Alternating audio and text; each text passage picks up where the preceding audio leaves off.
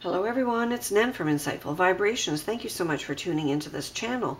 Thank you for liking and sharing our videos and for subscribing to the channel.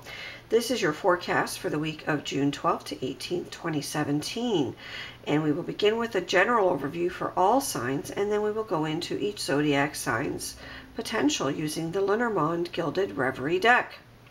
Well, astrologically and otherwise, we have a much better week. We start off with Venus in Taurus. Venus, of course, rules Taurus and is very comfortable and happy there. And so you can see all kind of Venetian things really being sweet. And that includes money-making potential and romance. So when it comes to romance, people who are looking for more reliable relationships or to solidify a relationship, to create more long-lasting bonds, more sensual experiences, this is definitely a week for that. So be confident that you'll be charming enough, because we also have the moon trining Venus. And when the moon is in a trine configuration with Venus, we see a lot of emotion, but we also see a lot of charm and beauty in people. We see kindness in people. We see generosity as well, and a softness about people as well. But it can also be good for artistic and creative and sports and politics and those other kinds of endeavors that really require more right brain activities.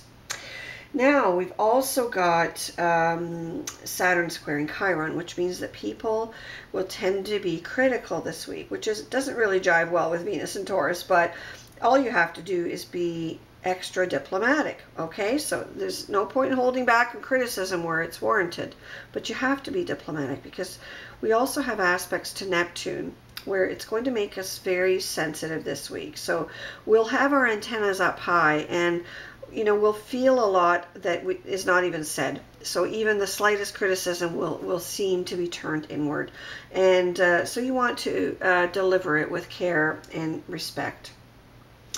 And of course, we also have Saturn in a trine configuration with the North Node, which means anyone who wants to travel, engage in sports or politics will also be blessed this week. So I think it's really, really wonderful.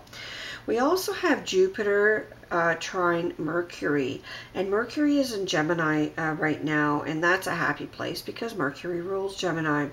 So we can look for an increase in communications. We can actually look for an increase in the quality of communications as well, and the ability to see the bigger picture and sway people to our point of view with words. So if you're using words for healing, such as in affirmations, or you're delivering, positive, sort of life-affirming, sentences to people for healing purposes, this could work out very, very well this week. And if you're writing or communicating or doing presentations or giving sales pitches, this is a wonderful, wonderful time for that as well. And now we also have, the Sun in Gemini, which is, bringing out childlike feelings in all of us. It's bringing out that joviality and sometimes even duality. So you may find that people switch gears really quickly this week because they're, trying to do the Gemini thing really unknowingly or unwittingly.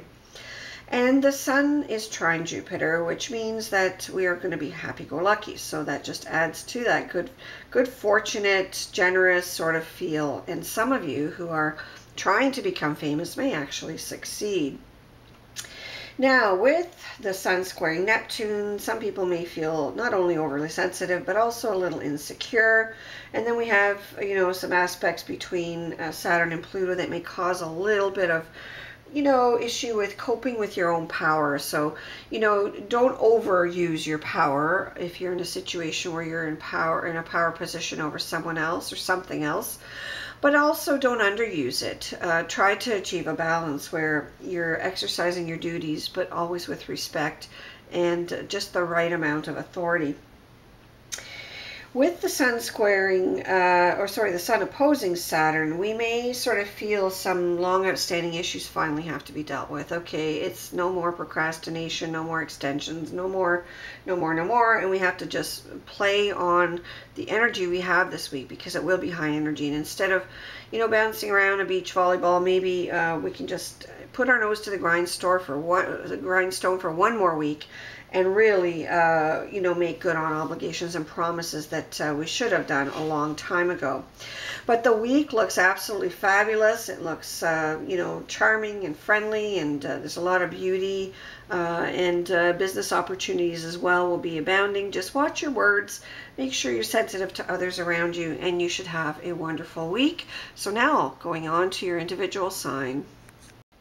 Aquarians, you have a romantic week ahead, and some beginnings and endings, and basically a leveling off and stability after a long time of wondering and meandering. So this is all great. We start off with the Man card, number 28, and that signifies potentially a new suitor.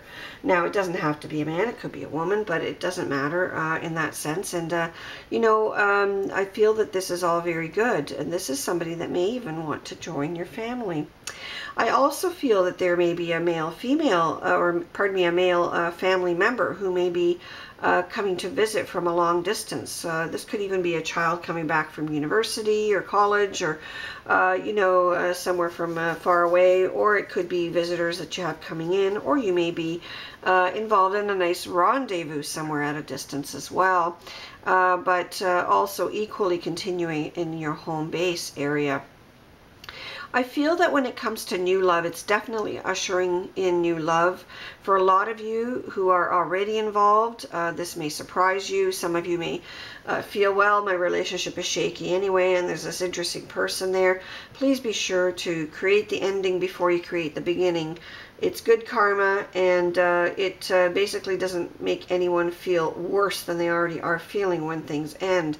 But I feel that the new love is a really great prospect for those of you who are looking for it, and you may meet this person in a park or public place, because we have card number 20, the garden or park.